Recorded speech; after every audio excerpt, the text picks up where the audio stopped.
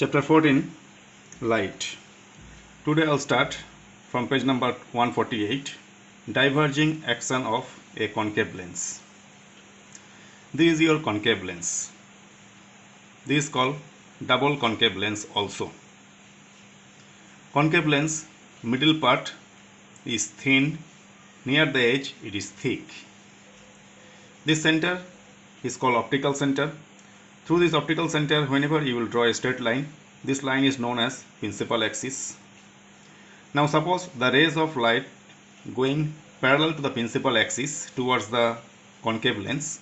After refraction, it will go away as if this line is coming from this point F. Same thing, ray of light is going parallel to the principal axis. After refraction, it will bend as if it is coming from F. Same thing for the bottom also, coming from this F. Same thing for this also. This F is called focal point, focus. Now look at this writing. When a parallel beam of light passes through a concave lens, it bends outwards. This is outwards, as if appear to come or diverge from a point, as if this light is coming from one point on the principal axis. Such point on the principal axis is known as focus or focal point of the lens. The outward bending of rays after suffering refraction through a concave mirror by a concave lens is called divergence, diverging action of the lens, and F is called principal focus.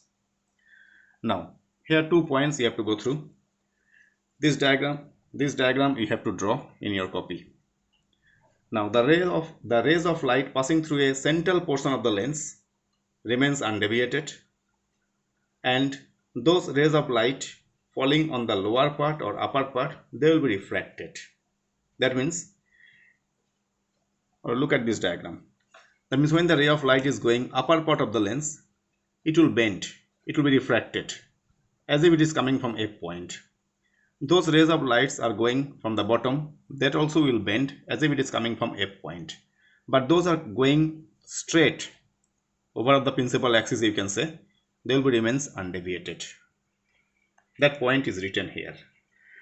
Second point, the rays of light falling on the lower or upper half of the concave lens bend outward. And which one is going to the central part? No deviation, remains undeviated. Now uses of lenses. Lenses form an integral part of many devices, commonly called optical instrument. These are all your optical instruments. Example you can remember: microscope, glasses, telescope, camera lens, compound microscope, whatever. Now rules for the formation of images by lenses. Number 1. Lenses form images due to the refraction of light coming from the object. Then we are using convex lens here. This lens is called convex lens. First rule you remember, whenever the ray of light is going parallel to the principal axis, this is your principal axis.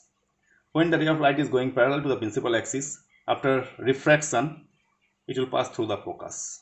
This first rule you have to remember, because in future you need this. Second rule, whenever the ray of light is going through the optical center, it will be remains undeviated. No change, no bending, nothing. Without suffering any deviation, it will go away or it will come back. Same track. And whenever the ray of light, this diagram, whenever the ray of light is going through the principal focus towards the convex lens, after refraction, it will be parallel to the principal axis. So this rule and this rule will be using for the formation of images by convex lens as well as concave lens.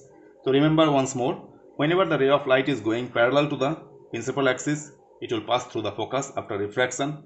Whenever the ray of light is going through the optical center directly, it will remains undeviated. And when the ray of light is going through the principal focus towards the convex lens, concave lens, whatever, after refraction, it will be parallel to the principal axis.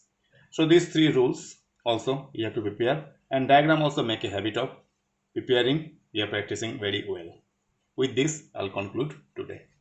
Bye.